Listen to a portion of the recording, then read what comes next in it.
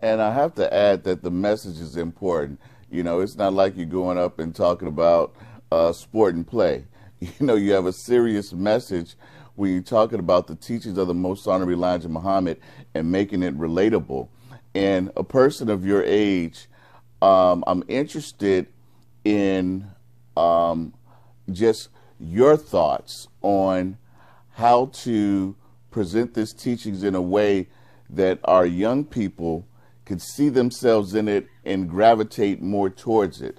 And when I mean that, the discipline aspect of it, not so much the aspect that people take with black nationalism, because it's one thing how people can gravitate towards the unity aspect, but the spiritual aspect of the teachings of the Most Honorable Elijah Muhammad is really the difference between life and death and that true knowledge of self.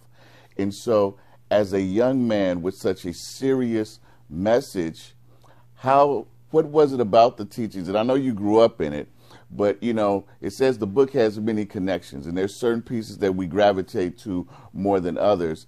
And just talk about what your connections to the teaching is, and when you're speaking, especially to an audience of your peers or younger, what do you hope that they take away from your message?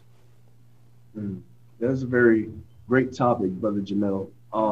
And to that I say, you know, I think the one thing in the teachings from the Most Honorable Elijah Muhammad that stands out to me, and anybody who knows me could tell you, is the logic of it. I know you mentioned sport and play, but growing up, I wasn't the most athletic child. I was more academic, and you know, my head was always in the books and reading, writing, and drawing, and arithmetics and things like that.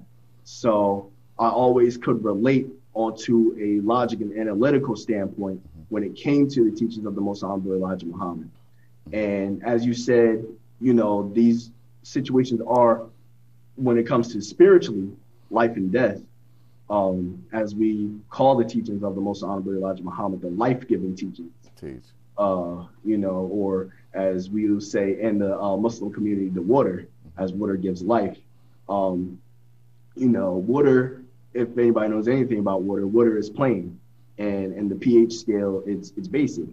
So it's very plain. The Most Honorable Elijah Muhammad was a plain warner and gave you so much knowledge and wisdom. It didn't use fancy words or things like that, but was very plain. So when I teach and go up on the rostrum, I try to give the logistics, as we're taught that Islam is mathematics and mathematics is Islam.